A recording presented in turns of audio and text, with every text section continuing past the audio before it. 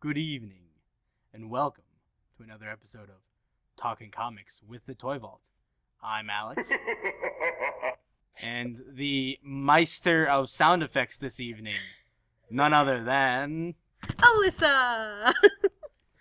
Today we have a special guest joining us. Special guest, introduce yourself. Hey, I'm Amanda. Amanda will be filming for us at Rhode Island Comic Con, where we will be going live at Rhode Island Comic Con, but we'll talk about that at the end of the episode. The sound effects are bad. They are bad, alright? You're now the Meister of sound effects. Everybody run now. So, we're doing this podcast a little bit differently than we normally do it, and instead of breaking down individual comics that have come out over the past couple of weeks, we're going to be talking about horror trades that we're into, which means they're literally several issues compiled into one that you can find at the Toy Vault stores or pretty much anywhere else right now. And everything is going to be spooky horror themed. So that way it can get ready for Halloween.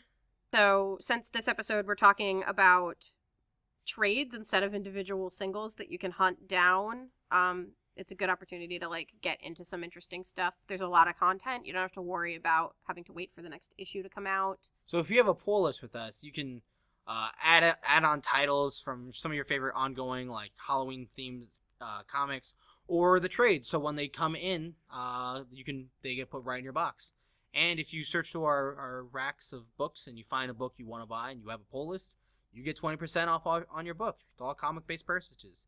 So if you find any book we're talking about here today that you want to go to your local Toy Vault and find, and you have a pull list, you get 20% off that book. We're going to start off the episode by talking about some current single issues that are coming out right now that are Halloween horror related. Alyssa, what are some of the titles that are coming out right now that people should be reading? Let's see. All right, so Exorcisters just came out. Yeah, I think Issue 1 dropped, I think, last week or the week before. I think it was the week before. Okay. It was definitely this month, though. We've also got an ongoing Jughead the Hunger. Mm-hmm. There is... the whole Archie horror imprint, right? Yeah, that's true. Archie has its own, horror verse. There's the Vampironica, which is obviously Veronica from the Archie comics.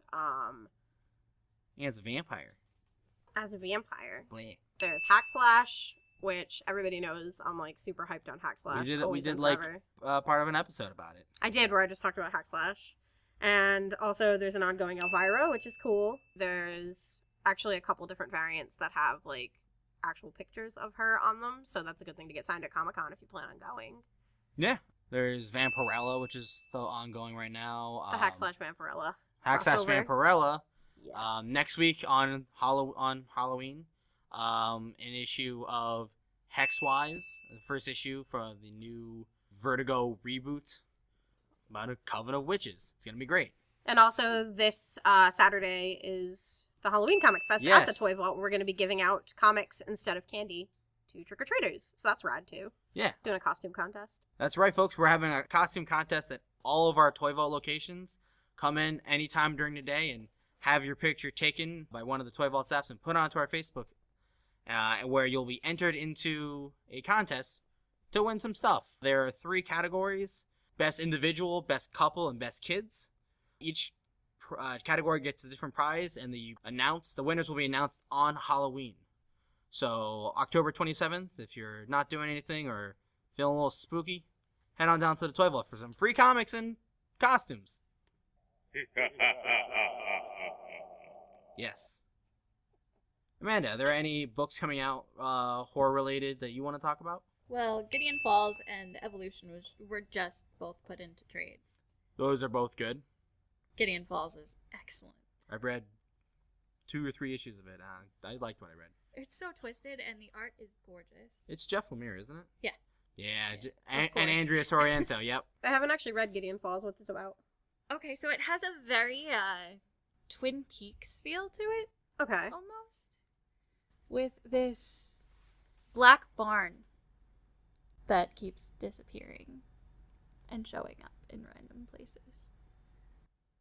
It's, the whole a priest goes to a new town and insanity ensues. Okay. Yeah. How many issues did you say you read of it? Just a couple? Just 2 or 3. I'm pretty sure there are 7 issues out currently. Yeah. There's a new issue released last week. It's a good series. I'm just a little backed up on it, but And it's still ongoing, even though Yeah, it's there's still just a ongoing. trade, right? Yeah. Okay. Cool. they're on 7 issues, which means there's at least going to be 2 trades worth, which means at least 12 issues. I don't know how far that's going to go past. Indie titles, it's hard to tell until we get the series finale notice on the previews pages. Issue 7 just started a whole new concept, so. Is it an Image comic? Yep, it's Image. Oh, cool. So the trade would just be $10 too. Yep, So that's first, rad. Yeah, So if first it's trades for something you're Image are only interested in. $10. I think the only Image comic that doesn't do that anymore is Walking Dead. And it's because it's Walking Dead. Well, they don't have the first trade anymore, and when they did it initially was way back when, before they implemented this. And Infidel was another one. I sent you the picture of one of the pages today. I mean, it looks absolutely beautiful. Yeah, I don't know what art it's is- about or anything, but it definitely is the kind of style that I'm interested in. Yeah. So Fits the theme of this week's episode. we're pretty much just going to be talking about books that are creepy and interesting. Not all of them are going to be scary. Some of them will be, I don't want to say for all ages, but for Every a reasonable audience. every And book we actually- talk about will have like an element of your classic Halloween tropes. Another one to throw in there that I completely forgot about. Ice Cream Man. Ice Cream Man, yes. I have the that's a good first one. trade sitting in my box to Yeah. pick up. I've been told very good things. I've so- heard nothing but good things about Ice Cream Man. One of our coworkers yells at me every time I see him to read it. All right, so speaking of things that I've been meaning to read and haven't gotten the chance to, first book we're going to talk about is Kim Reaper, Yes, Kim Reaper. and that's you. Yes, because I've read Kim Reaper. There are 2 versions of Kim Reaper out right now. There's the first volume and volume 2, which is Vampire Island. We're gonna be talking about the first volume. I really dig like the art style of Kim Reaper. That's what drew me in to like want to read it to begin with. It almost kind of reminds me of Steven Universe in a fun way. That's what made me want to read it to begin with. We had the trade in the store for a little while, but somebody picked it up before I actually had the chance to. It's a very good art style. It's who is it?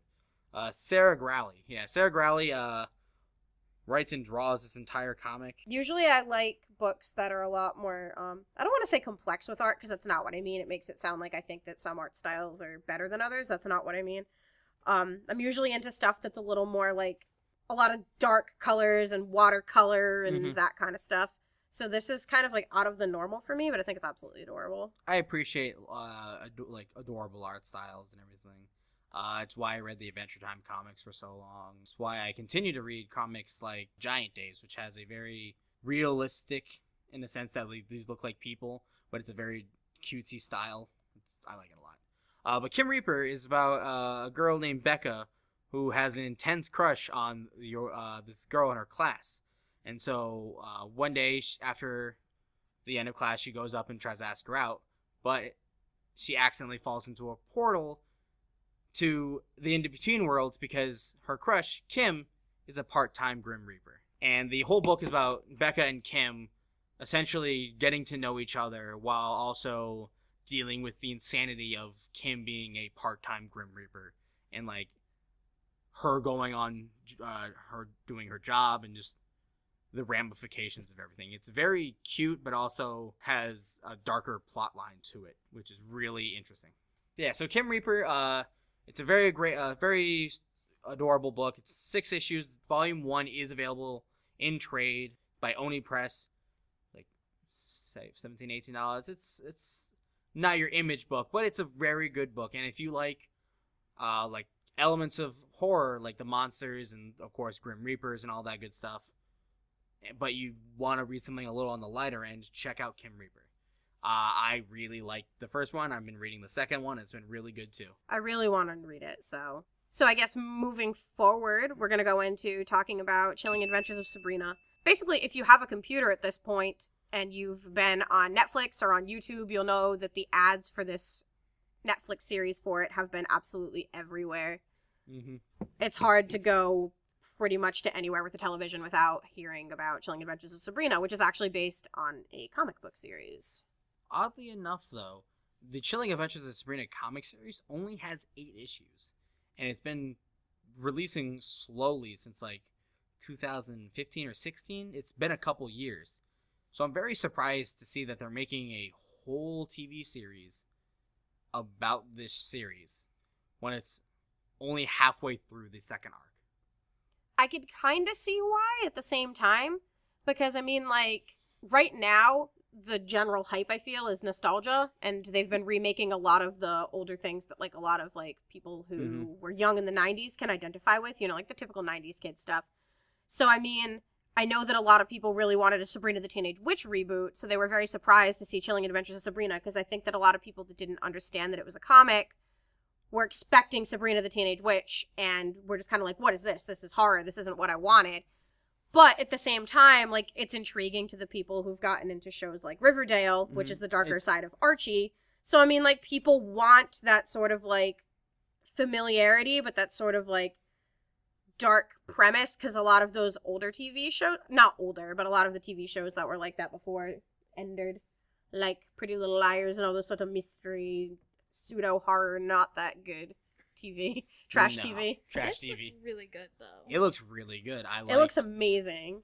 I'm not a big horror person, but I will be watching this show when it releases because it looks really good. And I love Sabrina, just regardless. I read The Chilling Adventures of Sabrina, the first trade, and that is really good. It's written by the same person who does the Afterlife of Archie series, but they use a different artist instead of Francisca Francavilla, who is an amazing artist. Francisca Francavilla does the covers for a lot of the Archie horror stuff, and I think might be doing the interior for Jughead the Hunger. I think so. I think he's doing the interior for the for Jughead, because Greg Smallwood is doing the interiors for Vampironica. I don't think I've actually finished Chilling Adventures of Sabrina, but I know I've read a decent chunk of it. Roberto Aguirre Sacasa. Don't say that 10 times fast. Can't even say it once. All right. But he did the Afterlife for Archie series, and after the wild success of the Afterlife with Archie, he got to do Chilling Adventures of Sabrina, which is a really good story because it's the classic Sabrina that we all know and love, but ramped up the horror aspect, and it's set into the 60s, where like the original Sabrina comics took place. Well, I think you've sold me on it, so. It almost kind of reminds me of Beautiful Creatures in a way. It was a book that they made into a movie. It wasn't that great, to be completely honest, but it's kind of that same sort of storyline where you have a character who's basically coming of age, who has to try to figure out whether or not they want to be a witch or not, and whether or not they want to be a good witch or a bad witch, pretty much. Mm-hmm. It's any sort of like teenage witch story is always going to have some plot line like that, where it's basically the balance between good and evil. So, I mean, like, it's pretty cool. It kind of reminds me of that. It's better than that, don't get me wrong. Not that I want to, like, sit here and, like, trash all over Beautiful Creatures, because I don't like to do that, but yeah, Chilling Adventures of Sabrina, it's going to be a great TV series. The trailer looks awesome. The book is really good. The first volume is out. It's the first 6 issues, and it's the first arc of The Chilling Adventures of Sabrina, and it's really good. I'm very excited to see how they're going to... I assume they're just going to take this first 6 issues and break it down into the first probably, like, 8 or 13 episodes of the season. But if they want to continue it, that's all going to be new material. Or maybe one of the writers is actually like Roberto, and he's writing Chilling Adventures scripts for season 2. I don't know. I'm excited to see how it's going to actually play out with something with so little source material. Yeah, I think it's cool. I think it's cool and exciting. So next up, we're going to be talking about an older horror book. I think, would you consider this a classic horror comic at this point? In my personal opinion, I would, for sure. Alyssa, what's our next book? It is Johnny the Homicidal Maniac. Oh. And it is by John Vasquez, which, if you don't know, is the writer and illustrator for Invader Zim. Yeah. They gave this guy a kid's show after reading this book. Which is actually hilarious to me, because if you read Johnny the Homicidal Maniac, it's pretty much exactly what the title would allude to.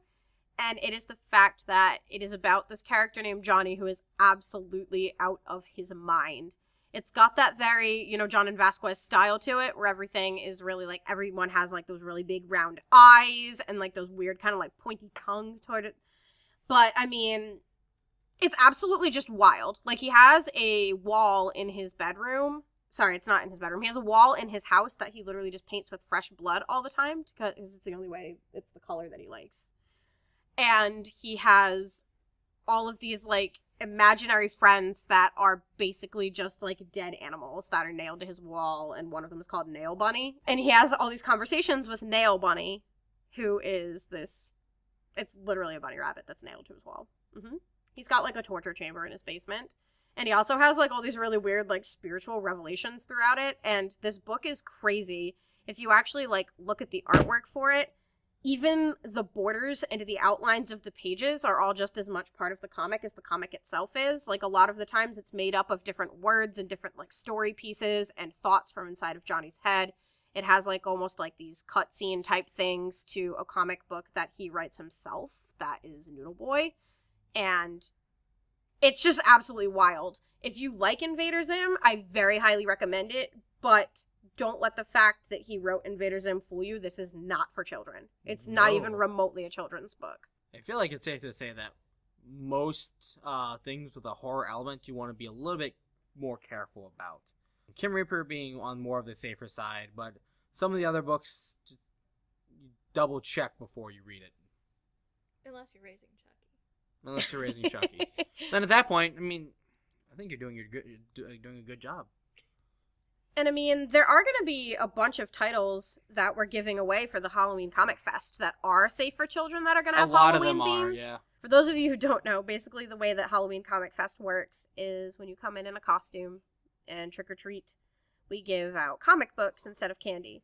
And a lot of the comic books that we have are geared towards children. And so they have that sort of like, you know, spooky Halloween theme element to them without actually having any sort of like horror element to them. And there are going to be books of all ages. So, I mean, even if you're an adult who comes in and you want to pick something up, like there are a couple Image titles in here. Some of them are full length. Some of them are just little mini stories and previews. But, I mean, there is stuff in here that's for children. There's Goosebumps. There's a Halloween Witch one. There's Miss Marvel. There's a Frankenstein one that looks really interesting. I think that one's geared more towards teenagers, but it's kind of just, I really like the way that it looks. Ghost Friends Forever. Ghost Friends Forever, yes. Spook House. There's an Archie one, and it's actually like the old school Archie, which is cool. It's not like that Riverdale style Archie. Yeah, it's classic Archie. Nancy Drew, which we've talked about probably a billion times. We'll talk about it again right now. We'll talk about Nancy Drew again right now and how it's amazing, and you should pick it up. And it's issue 1, so that's actually one of the ones. It's not fully issue 1, is it? No, I think it's just a previewed intro ones. one. I think yeah. the smaller, like scaled books are going to be like snippet books, whereas the full size ones are going to be full sized. I mean, it's cool. It gets you interested in something, and I mean, if you read one of the little mini ones and you're intrigued by it, all of these are throwback issues. Like, none of them are brand new. So that means that more than likely there's going to be more issues or a trade that you can pick up and finish reading. Yeah, my favorite one that they're doing is The Superior Spider-Man #1. Not really Halloween related, but it has a spooky element to it. And it's one of the best Spider-Man runs from Dan Slott's run. So it's a cool way to get a little taste of things without having to worry about spending money and investing money into something and worrying that you might not like it. Also, it's good to get your kids, little books to read. Instead of, candy that'll rot their teeth, you get them books that'll strengthen their mind. And it'll get them into reading, maybe encourage them to pick up a bigger book or, a thicker trade, if you will. Speaking of trades, let's move into another trade. Dracula! Yes. So this one, Dracula, is actually an older book. It was an older companion story for the movie Dracula, back in 1992? In the early 90s. That's what it says on the back of the book. I want to say it's 92. Does it actually say the early 90s? Yeah, it says the early 90s. With Keanu Reeves and this comic Winona Ryder, adaptation of Francis Ford Coppola's stylish retelling of Bram Stoker's Dracula was released in the early 1990s, concurrently with the film, adapted by legendary comics veteran Roy Thomas and rising star Mike Mignola for Topps Comics. Dracula was enthusiastically received by fans upon its debut. With its long absence in the ensuing years, it has continued to grow in both reputation and status. This collection represents the long out-of-print series in crisp black and white, offering a unique showcase for Mignola's beautifully rich and atmospheric use of stark shadows and sophisticated graphic storytelling. So it is a graphic novel version of the 90s Bram Stoker Dracula starring Keanu Reeves. And it looks just like Keanu Reeves. It looks shocking like him. I cannot stress enough And also, how Keanu Reeves wasn't is. oh my god, who played Mina? Was it Winona Ryder? Well, it was Winona Ryder, yeah. Right? Yeah, because it looks like her. It's gotta be Winona Ryder. Show me, I'll tell you. I know a Winona when I see one. But Mike Mignola is famous for drawing Hellboy, which was also a very Winona Ryder. on-topic story for us this week. There's actually one of the free comics on the Halloween list. Oh, yeah, It's one of them is Hellboy. Oh, yeah, it is. Yeah. Hellboy in the BPRD 1953. The Yeah. Phantom Hand and the Kelpie. Dark Horse Comics. Hellboy is a long-running series, penciled by Mike Mignola, and it's perfectly on theme for everything Halloween and horror related. And that art style is brought into Dracula, and it just makes the movie and the book itself just pop with so much. It's so well done. Like, I remember I was rereading this last night, and like the scenes that I remember reading when I first read Dracula the first time are just pictured exactly as how I imagined it, as Bram Stoker like described it. Like, this book is beautifully done. The story, how Roy Thomas takes the book and breaks down the importance and creates the dialogue for it. It's really well done. Bram Stoker's Dracula has been recently reprinted. That's how I have my copy of it right now. If it's not available at your local toy vault, ask someone to see if they can get it for them. Get it for you. If it's available, we can try to get it in. It's really well done. It's in a I sort of love how it looks. It's gorgeous. The prestige format styling, where it's just a little taller, just makes it look so much nicer. A lot of high contrast and silhouettes. Mm-hmm. That's what Mignola does well. Like, his shadowing is really good. Yeah, this is amazing. Sorry, I got distracted because I was looking at it. So if you want to read Which I guess is a good thing. So if you want to read a classic horror novel, but you want to see something really visually well paired with it, Bram Stoker's Dracula by IDW, Roy Thomas, Mike Mignola.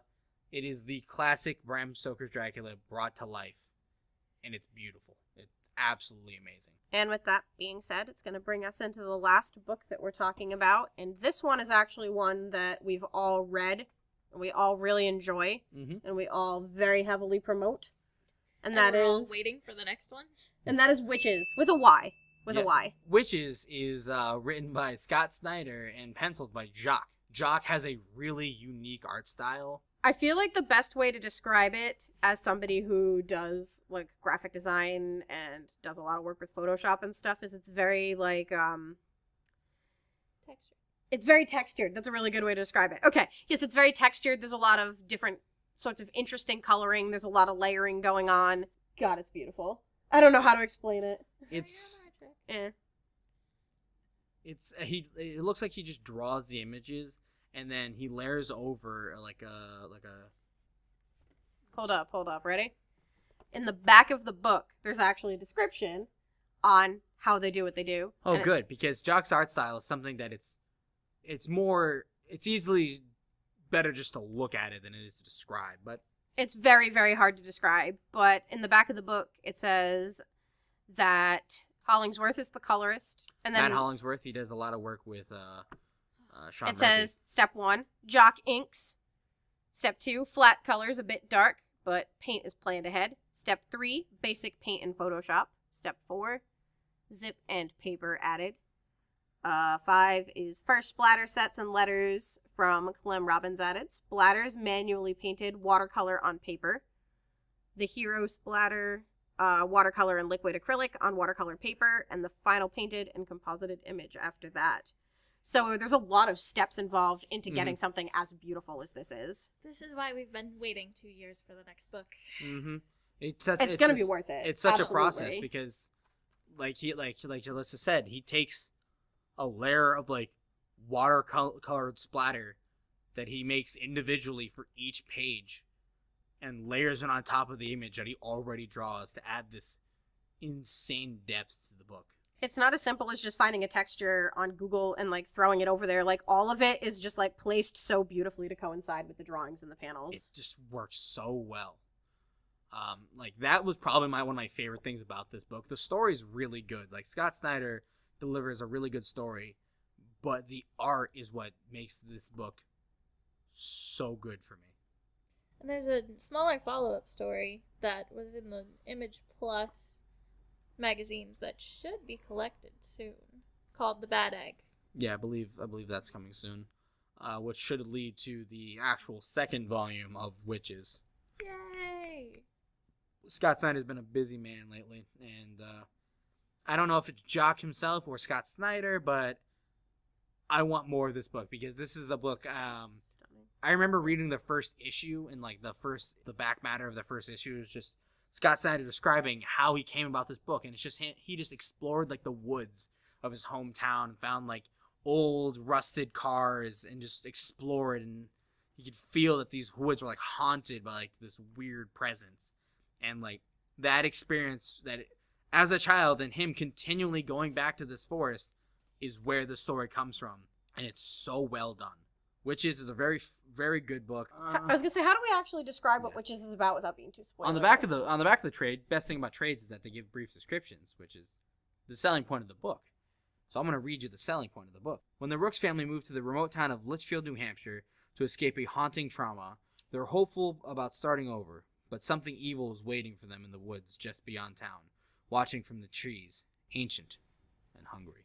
The way this book talks about the trauma that the family goes through and how it affects each one of the family members, and just like this horrifying, haunting presence that's in this town is insane. Like if you want something that is new, fresh, and pretty much different from a lot of the other horror things out there right now, It'll stick with you when you fall asleep at night. yeah, read Witches. It's an Image book, so that means the first volume's only $10. And most of your local toy vaults should have them in stock. This is a really That's good my book. favorite thing about Image trades. Yeah, they're only $10 for the first trade. And Yeah, because they know it'll suck you in. Yeah, many books I've read are because it was only $10, and I'm like, all right, I'll read it, and I'm like, now I own all the deluxe hardcovers.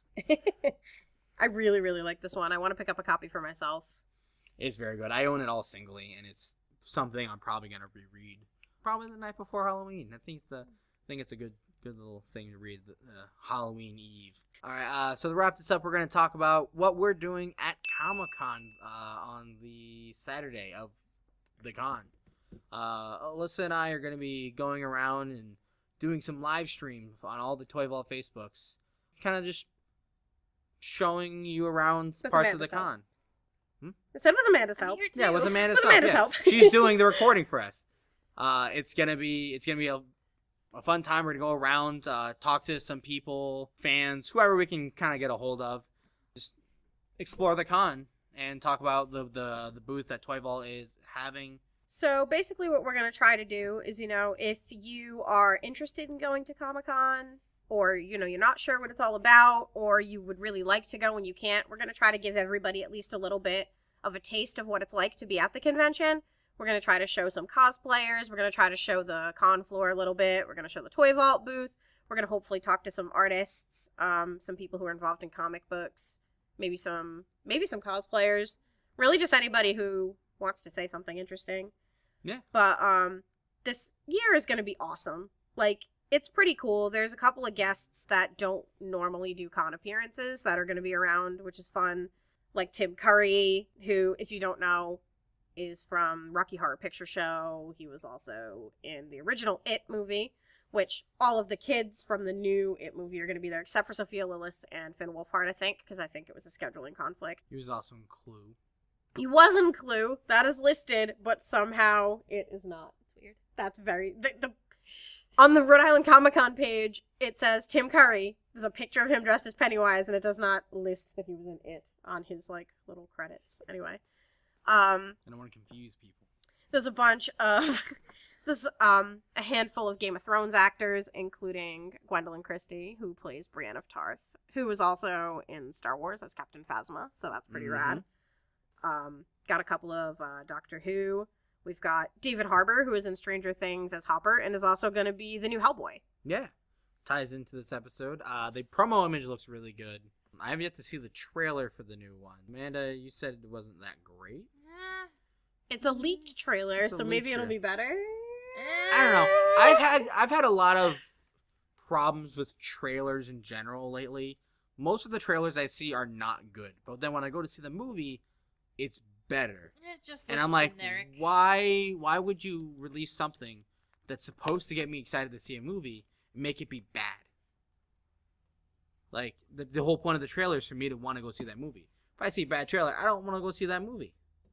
And if you make it bad and it's a good movie, then you're losing people. Like with Solo. Like, I like the Solo movie, but that trailer is not good. I was excited about Solo right from the beginning. But if we're going to talk about actual good trailers that make us excited to watch things, Shazam. Shazam! And Zachary Levi is going to be at Comic Con. Yeah! So, I don't like any of the DC movies, and I love the trailer for Shazam. Shazam is an interesting character. It's because Zack Snyder did all the DC movies, but he's gone now. And now the first Can't hurt two... you anymore. Well, Wonder Woman was nothing by Zack Snyder. I was just saying, that was really not Zack Snyder. Yeah, that was really good. Aquaman has nothing to do with Zack Snyder. Shazam has nothing to do with Zack Snyder. So this is the new era for DC movies, and I'm so excited. Just because also Shazam is one of my favorite heroes. What? They also She now have said. Gunn, so they're just gonna win all of the awards. James Gunn. James Gunn directed Guardians of the Galaxy. Yeah, what's he doing on DC, though? Suicide Squad 2. No. I'm gonna Yes. go cry in a corner. No. Well, I mean, I'm excited about it because we've already seen that he can Yeah, make a movie but it's about... literally just going to be Guardians. I'm fine with that. I liked Guardians. I I've would already like seen to Guardians enjoy several Suicide times. Squad. I mean, like, the first one was okay. It wasn't my favorite, but it was alright. Speaking of Rooker, That's right. Speaking of Guardians of the Galaxy, Michael Rooker's going to be there. Mm-hmm. Also, a couple of people from Harry Potter, including the actual love of my life, Tom Felton, who plays Draco Malfoy, and if you didn't know. Tonks. And Tonks, yeah, who is Natalia Tina. Is that how you pronounce her last name? Natalia Tina. She plays Tonks, but she's also in Game of Thrones. I think she might have been in an episode of Black Mirror as well. Yes. That was She only gets two real things wild. listed on her thing, though. And Wisdom of the Crowd is also listed for her, but I don't actually know what that I is. don't know. Steven Yeun's going to be there from Walking Dead and other like projects like Voltron and other things. Alan Tudyk, Alan Tudyk. which is, of course, Hey in Moana, his most important role of all Yes. time. Yeah, but Alan Tudyk's going to be in the new Doom Patrol live action series. Yes, but can that top? I would just Hey? like to point out that Alan Tudyk has much better credits than Hey from Moana, but But He's Hey, Green hey. Arrow in in the Injustice games and some of the animated movies. he's in Firefly. He's in Fire. That thing's old by now. He's done a billion things since then. You ever seen? Watch your mouth! okay, I've seen these fights break out. So, if you're even considering going to Comic-Con and you have the time and you have the funds, I would very strongly suggest it. If not to see the amazing celebrity guests, but to see us. Yes, live and in person. Because Tickets- we know that's what you've been waiting for. Rhode Island Comic Con featuring Alyssa and Alex from Talking Comics with the Toy Vault. We're Well- right under James Murray from Impractical Jokers. Come find us. Rhode Island Comic Con tickets are still available at the Toy Vault. They are, yeah. Most stores should have all of them, but ask if you're looking for a particular day or the weekend or VIP. Tickets are still available, depending on which store you're looking at. But yeah, come see us on Saturday. If you can find us in the crowd, come say hi. And if you find us, we might interview you. We'll give you a crisp high five. That's gonna be Alyssa's job. Just giving everyone high fives. Crisp high five. Crisp high fives. If they're not crisp, money back. That wasn't crisp. I want my money back. All right. So this has been a spooktacular episode of Talking Comics with the Toy Vault. I've been Alex, I've been Alyssa. And I'm Amanda. and we'll catch you next time. Ooh.